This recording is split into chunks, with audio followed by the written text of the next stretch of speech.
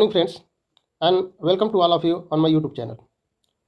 Today we are going to do our second practice set, and the very first question of this set is before you. Question number first is: Shakespeare probably worked with someone in the two last part of Henry VI and Richard III. Who is he? A. Marlowe, B. Lilly, C. Ben Jonson, and D. Wordsworth. The correct answer is option number A. Marlowe. And moving to the next question. Question number second. It is said that Henry VIII is a work of Shakespeare and A. Ben Jonson, B. Lilly, C. Keed, and D. Fletcher. Correct answer of this second question is option number D. Fletcher. Fletcher. And who was Fletcher? Fletcher was a English writer. Fletcher was a English writer. और किस as के writer थे? ये John Fletcher जो थे वो आपके Jacobian as के थे, जैकोबियन एज के। और इनकी जो DOB है वो क्या है? 1579। और डेथ कब हुआ इनका? डेथ जो है 1625 में होता है। और जो इनका डेथ होता है वो किस वजह से होता है? डेथ इनका जो है प्लेग की वजह से होता है। किसकी वजह से होता है? प्लेग की वजह से होता है। और इनके जो पिताजी थे, जो फ्लेचर के पिताजी थे, ये क्वीन एलिजाबेथ के पादरी भी थे। तो ये रहा कुछ फैक्ट इनके बारे में। And moving to the next question. Question number 3. The queen commanded Shakespeare to show Falstaff in love, then Shakespeare wrote a play which one? Option number A Richard III, B twelfth night, C merry wives of Windsor, and D none. Queen Elizabeth ने Shakespeare को ये command किया था, ये कहा था कि आप एक ऐसा प्ले लिखें जिसमें कि आप फाल्स स्टाफ को लव में पड़ा हुआ दिखाएं। तो रानी के कमांडेशन के अनुसार शेक्सपियर ने एक प्ले लिखा जिसमें फाल्स स्टाफ को लव में दिखाया। तो प्ले कौन सा है?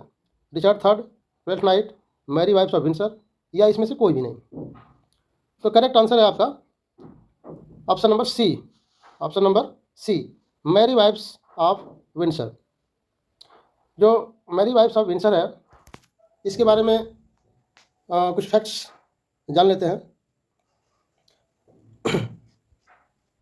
Question number 5. Sexual jealousy is a theme of Shakespeare's. A. King Lear, B. Macbeth, C. Hamlet, and D. Othello. And the correct answer is option number D. Othello. And question number 6. Who called Shakespeare mellifluous Shakespeare? Shakespeare को mellifluous Shakespeare किसने कहा है? A. S.T. Coleridge, B. Thomas Heywood, C. Doctor Johnson, and D. Ben Jonson. And the correct answer of this question is option number B. Thomas Heywood. Thomas Heywood. Shakespeare को एक और writer ने mellifluous कहा है। वो कौन है? वो है आपका फ्रांसिस मिरेस। कौन है? फ्रांसिस मिरेस। फ्रांसिस मिरेस। किसमें कहा इन्होंने? फ्रांसिस मिरेस ने भी जो है शेक्सपियर को mellifluous शेक्सपियर कहा है, लेकिन जो टाइटल है mellifluous एंड हनी टंग्ड शेक्सपियर कहा है। हेवुड ने क्या कहा? mellifluous शेक्सपियर कहा है, लेकिन फ्रांसिस मिरेस ने जो कहा है वो कहा है आपका mellifluous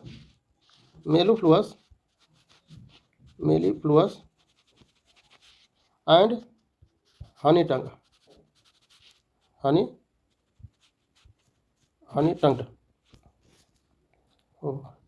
हनी टंग्ड। ये किसने कहा? फ्रांसिस मिरेस ने कहा है।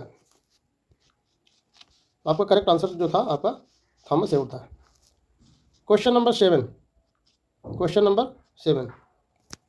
ओ tiger's heart wrapped in a woman's hide, where does this line appear? ये लाइन किस में अपीयर होती है? A. Richard III, B. Henry II, C. Henry VI part 3, and D. None. The correct answer of this question is option number C, Henry VI part third and come to the next question. Question number 8. Who is the author of book Shakespeare's Fight with the Pirates? A. A.W. Pollard, B. A.C. Bradley, C. Elsie Knight, and D. Voltaire. Correct answer of this question is option number A. A.W. Pollard. A.W. Pollard. इनका full name क्या है? Full name है इनका A for Alfred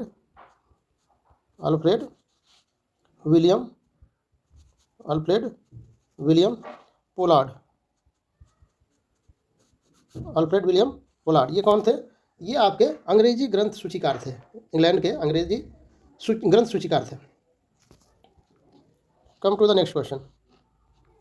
question number 9. Shakespearean tragedy is written by L C Knight, Matthew Arnold, A.C. Bradley, Ben Jonson. Correct answer of this question is option number C. A.C. Bradley. A.C. Bradley. A.C. Bradley को जो first critic of Shakespeare भी कहा जाता है 20th century का. कब? 20th century का first critic of Shakespeare बोला जाता है. और शेक्सपियरियन ट्रेजेडी कब आई थी? ये आई थी आपके 904 में. कब आई थी? 904 में आई थी. शेक्सपियरियन ट्रेजेडी ये किसी और राइटर ने लिखा है. वो कौन है? शेक्सपियरियन ट्रेजेडी किसी एक और इंग्लिश राइटर के द्वारा लिखा गया है. वो कौन है? वो है आपके H.B. चार्ल्टन. कौन है? H.B. चार्ल्टन.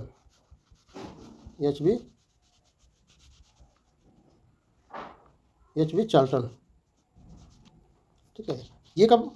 H.B. चार्ल्टन की जो शेक्सपियरियन ट्रेजेडी थी वो आई थी आपकी 1949 में. H.B. चार्ल्टन की 1948 में आई थी. और जो A.C. ब्राडले है इनकी जो शेक्सपियरियन ट्रेजेडी आई है वो आई है आपकी 1904 में. 1904 में. Next question. Shakespeare history play all together deal with a period of option number A 350 years, B 250 years, C 450 years and D 150 years. जो शेक्सपियर की जो हिस्ट्री प्ले है वो कितने साल को डील करते हैं? करेक्ट आंसर है आपका ऑप्शन नंबर A 350 ईयर्स. 350 साल के आपके हिस्ट्री को कवर करते हैं. और ये जो है आपका 1199 या 1200 कह सकते हैं से लेकर के 1547 तक है. और किंग के बारे में अगर बात की जाए तो किंग जॉन से लेकर के आपके हेनरी 8 तक. यानी कि जो हिस्ट्री प्लेज है वो किंग जॉन से लेकर के हेनरी 8 तक को कवर करते हैं. और इनका जो ड्यूरेशन है, जो ईयर ड्यूरेशन है वो 350 ईयर्स का है. Next question. Question number 11. Who is the major critics of Shakespeare in 20th century? 20th century के जो है आपके मेजर क्रिटिक्स कौन है शेक्सपियर के? Matthew Arnold, Elsie Knight, A.C. Bradley, doctor Johnson. अभी आप पहले ही इस क्वेश्चन को हम लोग किए हैं. कौन है वो आपके 20th सेंचुरी के और सबसे फर्स्ट क्रिटिक्स भी है ये? कौन है? A.C. ब्राडले है. Next question. The Hamlet was written by Faulkner, Shakespeare, A.C. Bradley and Thomas Kyd. तो करेक्ट आंसर है आपका फाकनर जो है द हैमलेट लिखा है. शेक्सपियर ने हैमलेट लिखा है और फाकनर ने द हैमलेट लिखा है. इसको याद रखना है. और ये फाकनर कौन थे? फाकनर जो है अमेरिकन लेखक है. कौन है? अमेरिकन राइटर है. और इन्होंने फाकनर ने 1949 में साहित्य नोबेल पुरस्कार जीता था. क्या जीता था? साहित्य नोबेल पुरस्कार इनको मिला था. Question number 13. Which is the pastoral comedy by Shakespeare? Shakespeare की पास्टोरल कॉमेडी कौन सी है? As you like it, the comedy of error, midsummer night's dream, the merchant of Venice. तो आप लोग सभी लोग इसको जानते होंगे and very easy question and the correct answer of this question is option number A, as you like it, as you like it. Next question, question number 14, whom did Shakespeare meet before death? Shakespeare की मृत्यु से पहले Shakespeare से कौन मिले थे? Ben Jonson, Drayton, A and B both, and D Robert Greene. Correct answer of this question is option number C, A and B. यानी कि शेक्सपियर की मृत्यु से पहले ऐसा बताया जाता है कि बेन जॉनसन और ड्रेटन दोनों लोग जो है शेक्सपियर से मिलने गए थे और शेक्सपियर से मुलाकात किए, रात में रुके, खाए पिए, एंजॉय किए और सुबह जाने के बाद पता चलता है कि शेक्सपियर साहब जो है निकल लिए। यानी कि मृत्यु से पहले जो मुलाकात होती है उनकी बेन जॉनसन और ड्रेटन से होती है। Next question, which period of Shakespeare is seen believing in forgiveness and reconciliation? The fourth period, the first period, the second period and the third period. Correct answer of this question is fourth period, the fourth period. Fourth period को जो है forgiveness and reconciliation ऐसा माना जाता है और इसका प्रभाव आप देख भी सकते हैं। जैसे आप टेम्पेस्ट पढ़ेंगे तो आपको ये इसमें पूरी साफ साफ दिखेगा कि उसमें क्या है, फॉरगिवनेस है, रिकंसिलेशन है। फोर्थ पीरियड को और किस नाम से जानते हैं? फोर्थ पीरियड को और किस नाम से जाना जाता है? तो फोर्थ पीरियड को आपको ऑन द हाइट्स के नाम से भी जाना जाता है, ऑन द हाइट्स के नाम से भी जाना जाता है। और भी किसी नाम से जाना जाता है, वो क्या है? वो है आपका the period of serenity, the period of serenity. इसी पीरियड को और भी नाम से जाना जाता है, वो क्या है? The period of later comedies, the period of later comedies, the period of later comedies. इसको और भी नाम से जाना जाता है, वह है आपका ड्रामेटिक रोमांस के भी नाम से जाना जाता है। इसी पीरियड को किस नाम से? ड्रामेटिक रोमांस, ड्रामेटिक रोमांस के नाम से भी इसको जाना जाता है। तो ये रहा आपका the fourth period of Shakespeare. अगला क्वेश्चन है आपका, who remarks about Shakespeare in the work of Shakespeare the English language rises to its highest power and widest compass? A Drayton, B Ben Jonson, C Drayton and D none. किसने ऐसा remark दिया है कि जो Shakespeare का जो as है उसमें इंग्लिश जो है अपने उच्चतम स्थान पे पहुंचता है? ये बोला है किसने? ये बोला है आपका ड्रेटन ने। किसने? ड्रेटन ने बोला है। And next question, question number 17, the first witch address the Macbeth age. जो फर्स्ट विच चुड़ैल रहती है वो मैकबेथ को किस नाम से एड्रेस करती है? तो करेक्ट आंसर है आपका, and very easy question, correct answer आपका हो जाएगा थेन ऑफ ग्लेमिश, थेन ऑफ ग्लेमिश। और द थेन ऑफ काउडर किस विच ने एड्रेस किया है? The second, the thane of Cawdor जो है ये किया है सेकेंड विच ने, सेकेंड विच ने। और जो थर्ड विच है वो आपका किंग हियर आफ्टर। ये कौन सी है? थर्ड विच जो है किंग हियर आफ्टर एड्रेस करती है। And moving to next question, question number 18, the weather in the opening scene of Macbeth. जो मैकबेथ का ओपनिंग सीन है वो कैसा है? Windy, rainy, windy, rainy and cloudy. So very easy question and correct answer of this question is windy and rainy. And question number 19, question number 19, Banquo was murdered by. बैंको का murder कौन करता है? A Macbeth, B robbers, C hired assassin and D ghost. तो correct answer आपको होगा इसका option number C, hired assassins. जो हत्यारे हैं, जो किराए के हत्यारे हैं, उन्होंने बैंकों की हत्या किया है। And next question and the last question of this series, last question of this practice set, who was called Bellona's groom? Who was called Bellona's groom? Bellona groom किसे कहा गया? मैकबेथ, बैंको, डंकन, लेडी मैकबेथ।